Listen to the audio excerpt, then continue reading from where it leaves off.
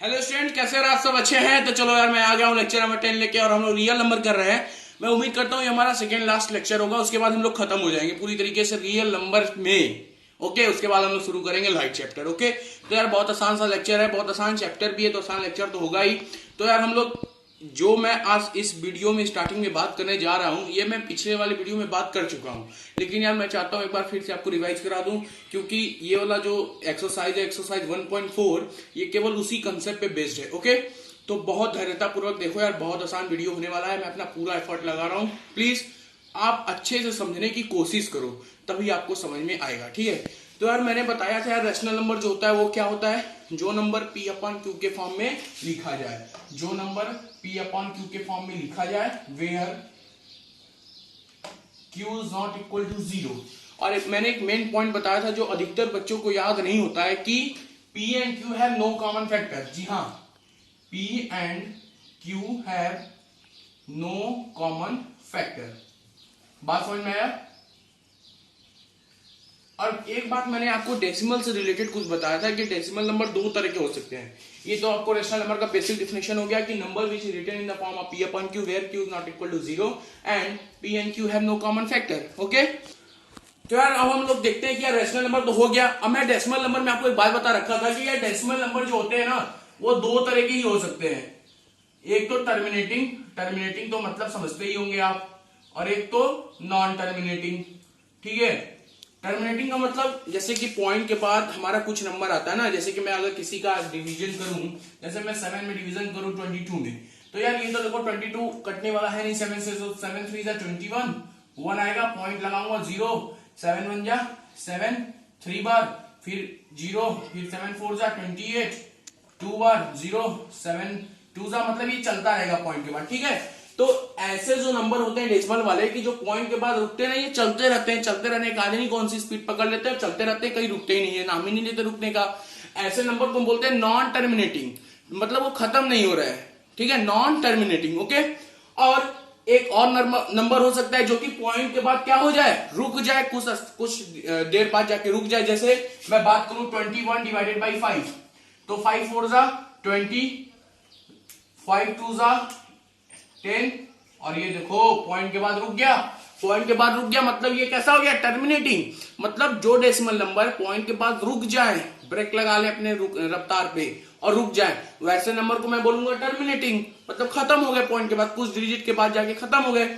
और जो number point के बाद रुके ना, चलते रहे, ऐसे नंबर को मैं बोलूंगा नॉन टर्मिनेटिंग। ओके, अब देखो समझ में आ गया बात, कहानी समझ में आ गई। अब देखो, अब नॉन टर्मिनेटिंग के भाई साहब दो तरीके हो सकते हैं, या तो जो नंबर नहीं रुक रहे हैं, जैसे कि 1.42, हर बार देखो अलग अलग नंबर आएगा। इसके बाद में अगर डिवीजन ले जाऊं तो ये 14 आएगा, कितना बचेगा 6, फिर यहाँ पे 0, 7 7 जा 49, 7 8 जा 56, तो फिर यार देखो 4, मतलब ये 1 4 2 8, मतलब एक अलग तरीके का नंबर आ रहा है। ये नहीं कि लगातार 1 1 आ रहा है, या फिर लगातार 4 4 आ रहा है, या लगातार 1 4 1 4 1 4 आ रहा है, ऐसा नहीं। ये हर बार अलग अलग नंबर दे रहा है और ये बढ़ता जा रहा है आगे। ठीक है, मतलब ये कैसा हुआ, नॉन रिपीटिंग। अब देखो ये नॉन टर्मिनेटिंग के दो पार्ट, एक तो क्या होगा कि पॉइंट के बाद जो नंबर आ रहा है वही नंबर लगातार आएगा, वो भी तो नॉन टर्मिनेटिंग हुआ, बट वो रिपीटिंग हो गया। तो नॉन टर्मिनेटिंग की भी दो पार्ट, कौन कौन सा भाई? एक तो नॉन रिपीटिंग, और एक रिपीटिंग। कहानी तो समझ में आ रही है भाई? डेसिमल नंबर दो तरह के, एक तो टर्मिनेटिंग, एक तो नॉन टर्मिनेटिंग। और नॉन टर्मिनेटिंग भी दो तरह के, कौन कौन से? एक तो नॉन रिपीटिंग और एक रिपीटिंग। ओके, क्लियर हो गया बात? नॉन रिपीटिंग का मतलब समझ में आया ना, कि जो डेसिमल के बाद रुक नहीं रहा है, वो अलग अलग नंबर लगातार आ रहे हैं। और रिपीटिंग मतलब जो डेसिमल के बाद नंबर आ रहे हैं वो एक ही तरह के नंबर या एक ही दो डिजिट वाले नंबर ही लगातार आ रहे हैं। जैसे या 142 ही रिपीट हो रहा है, या 142 ही रिपीट हो रहा है। ठीक है, तो जैसे कि मैं इसका एग्जांपल का मैं बात करूं, तो जैसे 3142 के ऊपर बार, इसका मतलब क्या हुआ, किसी के बाद 142 142 142 142 आता रहा इनफाइनाइट टाइम तक। ये हो गया आपका रिपीटिंग। और जब ये अलग अलग नंबर आने लग रहा है तो नॉन रिपीटिंग। ठीक है, अब देखो मेन पॉइंट आपको पकड़ना क्या है कि यार टर्मिनेटिंग और नॉन टर्मिनेटिंग में रिपीटिंग, ये दोनों होते हैं आपके रैशनल नंबर, मतलब इन्हें P अपन Q के फॉर्म में लिखा जा सकता है, और आप क्लास 9th में लिख चुके हैं। नॉन टर्मिनेटिंग का रिपीटिंग वाला पार्ट और टर्मिनेटिंग वाला पार्ट, ये दोनों होते हैं रैशनल नंबर। अब देखो रैशनल नंबर केवल दो ही डेसिमल एक्सपेंशन शो करेंगे, या तो वो टर्मिनेटिंग शो करेंगे या तो नॉन टर्मिनेटिंग रिपीटिंग शो करेंगे, इसके अलावा वो कोई डेसिमल एक्सपेंशन शो नहीं करेंगे। और इसी पे बेस्ड एक थ्योरम है, क्या कि कौन से रैशनल नंबर टर्मिनेटिंग शो करेंगे, कौन से रैशनल नंबर नॉन टर्मिनेटिंग का रिपीटिंग शो करेंगे। समझ में आया मैंने क्या बोला आपको कि रैशनल नंबर के दो ही डेसिमल एक्सपेंशन पॉसिबल है, कौन कौन से, एक तो वो टर्मिनेटिंग डेसिमल शो करेगा, मतलब पॉइंट के बाद 4 डिजिट के बाद जाके खत्म हो जाएगा, ठीक है, कुछ ऐसा रैशनल नंबर होगा, जैसे कि मैंने बोला 21/5, ये रैशनल नंबर ही तो है, कोई कॉमन फैक्टर नहीं है। और ये इसका डेसिमल एक्सपेंशन कैसा है, टर्मिनेटिंग।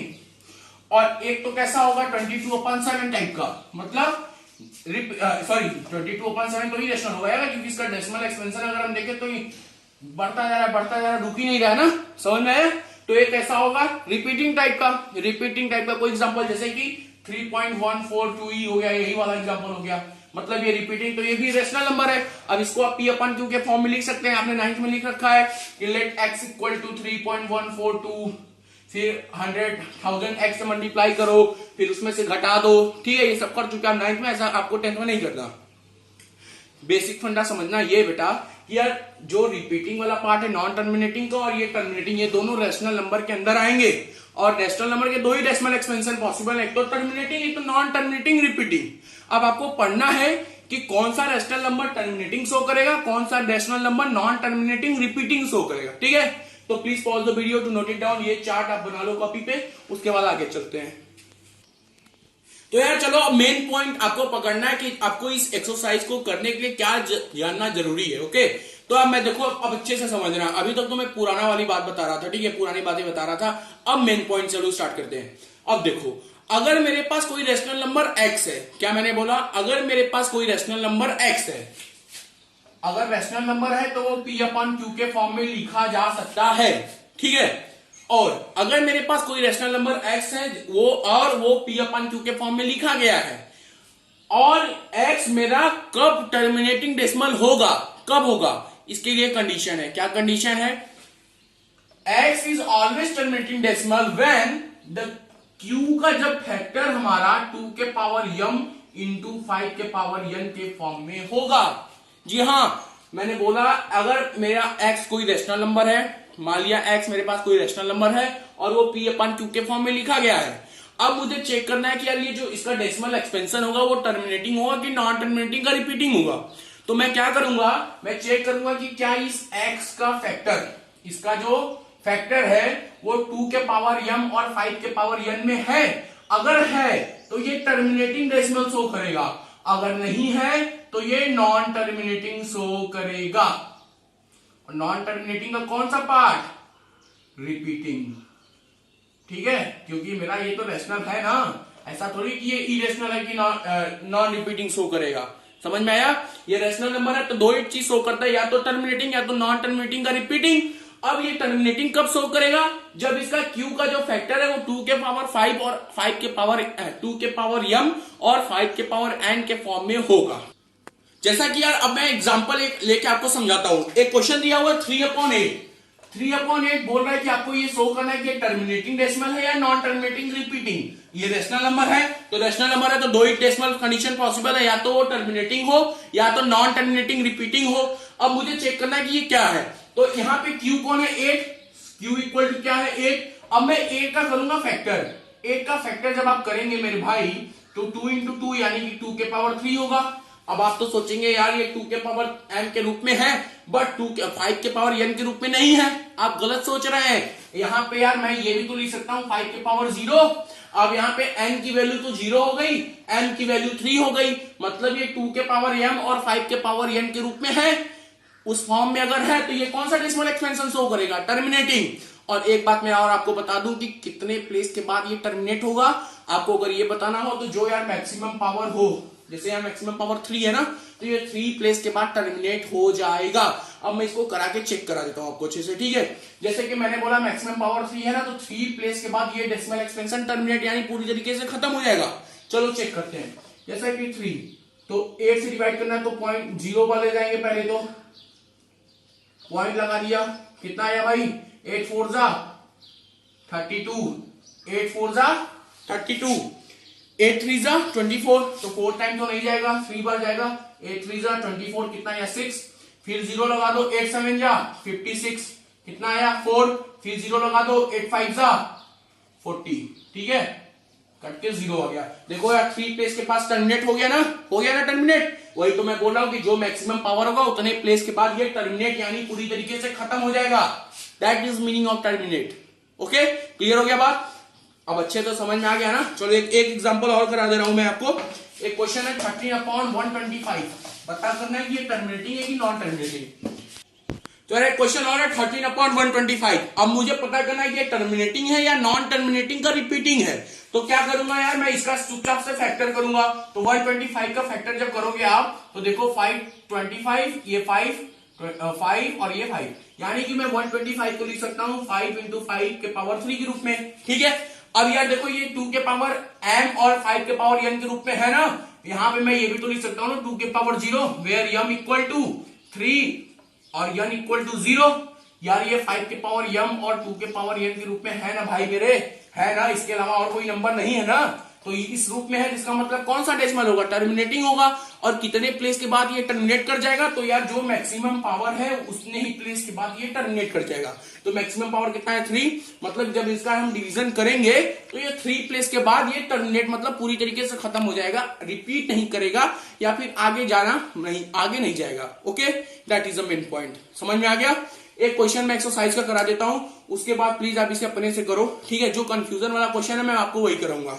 ठीक है, एक्सरसाइज 1.4, एक्सरसाइज 1.4 में क्वेश्चन नंबर फर्स्ट में आपको क्या करना है, एक्सरसाइज 1.4 का जो क्वेश्चन नंबर फर्स्ट है, without actual performing the long division state whether the following rational number it will have a terminating decimal और नॉन टर्मिनेटिंग। तो मैंने बताया यार यहाँ पे जो Q है, जैसे फर्स्ट क्वेश्चन में Q क्या है 3125, तो आपको 3125 का फैक्टर करना है और चेक करना है कि क्या ये 2 के पावर 5 m और 5 के पावर n के रूप में है। अगर ये है, इसका मतलब ये टर्मिनेटिंग होगा और कितने प्लेस के बाद टर्मिनेट होगा, जो मैक्सिमम पावर होगा। अगर 2 के पावर 5 है और 5 के पावर 3, तो मैक्सिमम पावर कितना हुआ 5, तो वो ये 5 प्लेस के बाद टर्मिनेट हो जाएगा। ठीक है, समझ में आ गया? इसका मैं क्वेश्चन नंबर आपको 7th करा देता हूं, क्योंकि क्वेश्चन नंबर 7th में आपको 7 के पावर 5 भी आ गया है। तो आप यहां कंफ्यूज हो जाएंगे यार, ये जो 2 के पावर m 5 के पावर n के रूप में भी है, लेकिन इसमें 7 के पावर 5 भी है, तो क्या ये टर्मिनेटिंग होगा? चलो करते हैं क्वेश्चन नंबर 7। बाकी सब क्वेश्चन आसान है, आप अपने से करिएगा। 129 अपॉन 2 के पावर 2, 5 के पावर 7 और 7 के पावर 5। यार देखो ये जो Q है ये अपने आप एक फैक्टर के रूप में लिखा हुआ है, 2 के पावर 2, 5 के पावर 7 और 7 के पावर 5। अब एक बात नोट कर लो कि अगर Q के फैक्टर में 2 के पावर m, 5 के पावर n के अलावा कुछ और नंबर आ जाता है तो वो टर्मिनेटिंग नहीं होगा, वो नॉन टर्मिनेटिंग रिपीटिंग होगा। समझ में आया? तो यहां पे देखो इन दोनों के अलावा 7 के पावर 5 भी आ गया है, तो ये कैसा नंबर हो गया? Non terminating repeating. ठीक है, तो ये कैसा हो गया? Non terminating repeating. बात समझ में आ गया मेरे भाई? कोई दिक्कत? एक क्वेश्चन और करा देते हैं 6/15। तो 15 का फैक्टर कर लो, कितना होगा जल्दी से बताओ? 5 इंटू 3।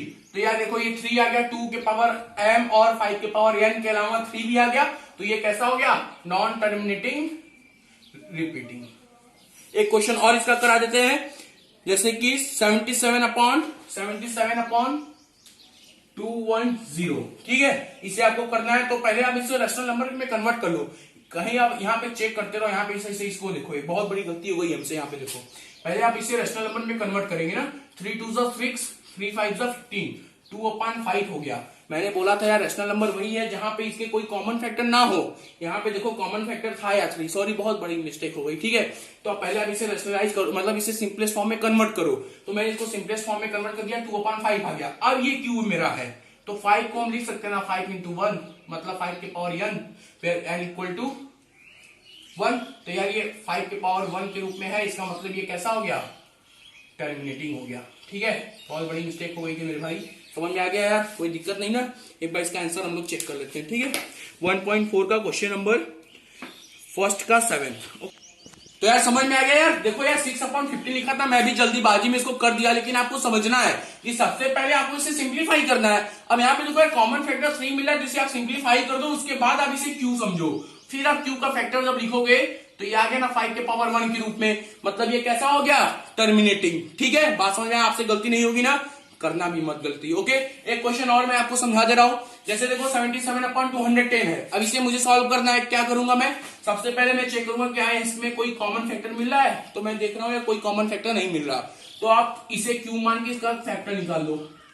तो 210 का फैक्टर आप ऐसे भी निकाल सकते हो, 2 1 0। ठीक है, अब इसे देखो 5 2 10, 5 1 3 7 7 बन जा। सीधे सीधे दिख रहा है यार कि ये 2 × 3 × 5 × 7 के रूप में है। मतलब यहाँ पे 2 भी है, 5 भी है, साथ में 3 भी और 7 भी है। मतलब ये कैसा हो गया, नॉन टर्मिनेटिंग रिपीटिंग। चेक कर लेते हैं ये वाला क्वेश्चन 1.4 का 10th। तो यार 1.4 का जो 10th वाला क्वेश्चन है, 1.4 का क्वेश्चन नंबर 1 का जो 10th पार्ट है वो भी क्या है, नॉन टर्मिनेटिंग रिपीटिंग। क्योंकि इसके डेसिमल एक्सपेंशन में 2 भी है, 5 सॉरी इसके फैक्टर में, क्यू के फैक्टर में 2 है, 5 है, साथ साथ में 7 और 3 दोनों इन्वॉल्व है, इसीलिए ये नॉन टर्मिनेटिंग रिपीटिंग हो गया। ठीक है, तो क्वेश्चन नंबर 1 यहीं पे कंप्लीट करते हैं। आप लोग इसे अप्लाई करिएगा, बहुत आसान सा, इसमें कुछ और ज्यादा बताने वाली चीज नहीं है। ठीक है, क्वेश्चन नंबर 2 की तरफ आते हैं यार। इस एक्सरसाइज को खत्म करते हैं, लाइट चैप्टर जल्दी से स्टार्ट किया जाएगा। ठीक है, क्वेश्चन नंबर 2 बोल रहा है write down the decimal expansion of दो rational number in question number 1। देखो क्वेश्चन नंबर 1 आपको सॉल्व करना है, फिर उसमें से जो आपको टर्मिनेटिंग डेसिमल वाले मिल रहे हैं उसका आपको डेसिमल एक्सपेंशन लिखना है क्वेश्चन नंबर 2 में। जैसे कि ये क्वेश्चन हम लोग कर रहे थे ना 6/15, तो 2/5। तो इसका ये हमने देखा कि ये टर्मिनेटिंग है, तो ये टर्मिनेटिंग है, तो इसे आप डिवाइड करिए और इसका डेसिमल एक्सपेंशन निकालिए। जो डेसिमल एक्सपेंशन निकलेगा उसको आप क्वेश्चन नंबर 2 के आंसर में लिखिएगा। ठीक है, बात समझ में आया। मतलब क्वेश्चन नंबर 1 में जो टर्मिनेटिंग डेसिमल शो कर रहे हैं उनका डेसिमल पार्ट आप निकाल के क्वेश्चन नंबर 2 में आंसर लिख दो। ठीक है, question number 3, the following real number have a decimal expansion as given below. In each case decide whether they are rational or not. If they are rational then they and of the form of P/Q. What can you say about the prime factor of Q? बहुत आसान question है। Question number first देखते हैं। तो ये दिख रहा है टर्मिनेटिंग है। अब अगर ये टर्मिनेटिंग है तो रेशनल नंबर तो होगा ही होगा, 100% होगा ना। तो क्वेश्चन नंबर 3 के फर्स्ट पार्ट में लिखेंगे yes it is a terminating decimal. अब हेंस इट इज टर्मिनेटिंग, अगर ये टर्मिनेटिंग डेसिमल है मेरे भाई तो इसका मतलब क्या हुआ, ये रेशनल नंबर है, तो लिखेंगे yes it is also rational number. अब इसके फैक्टर क्यू के बारे में मेरा क्या कहना होगा, क्यू के बारे में हम यही कहेंगे कि इसका जो क्यू है उसके फैक्टर में 2 के पावर m और 5 के पावर n ही इन्वॉल्व होंगे और कोई नंबर इन्वॉल्व नहीं होगा, क्योंकि ये टर्मिनेटिंग है। बात समझ में आया। देखो यार फर्स्ट क्वेश्चन टर्मिनेटिंग है, इसका मतलब इसको हम P/Q के फॉर्म में लिख सकते हैं क्योंकि ये रेशनल नंबर होगा। ठीक है, अब ये P/Q के फॉर्म में लिख सकते हैं, तो इसका जो Q होगा इसमें Q के फैक्टर में हम देखेंगे तो ये 2 के पावर m और 5 के पावर n के रूप में ही होगा, उसके अलावा नहीं होगा। ठीक है, क्वेश्चन नंबर 2 अब देखो तो यार ये नॉन टर्मिनेटिंग का नॉन रिपीटिंग पार्ट है, तो ये रेशनल नंबर ही नहीं है। ठीक है, क्वेश्चन नंबर 3 देखा जाए तो ये नॉन टर्मिनेटिंग का रिपीटिंग पार्ट है, तो रेशनल नंबर है और इसके क्यू के फैक्टर में 2 के पावर m और 5 के पावर n नहीं होंगे, तभी तो ये नॉन टर्मिनेटिंग का रिपीटिंग है। तो इसी पे मेरा एक्सरसाइज ये खत्म हो गया, साथ में रियल नंबर भी हमारा खत्म हो गया। ठीक है, अब यार बहुत लोगों का कहना है कि लाइट स्टार्ट किया जाए, तो लाइट हम लोग स्टार्ट करेंगे, जल्दी करेंगे। ठीक है, तो आप रियल नंबर को अच्छे से कर डालो और प्रीवियस ईयर क्वेश्चन लगाते रहो। उसके बाद में जब कोर्स कंप्लीट करा लूंगा ना तो मैं प्रीवियस ईयर भी आपको लगवाऊंगा अच्छे से, घबराओ नहीं, साथ साथ बने रहो, आपको 95 के ऊपर ही लाना है। ठीक है, बात हो गया। तो लॉकडाउन का पालन करो अच्छे से, और वीडियो अच्छा लग रहा है तो लोगों को शेयर करो, अपने दोस्तों को शेयर करो, और कमेंट सेक्शन में जरूर बताना कि ये वाला लेक्चर आपको कैसा लगा। ठीक है, तब तक के लिए शुक्रिया, बाय बाय, टेक केयर।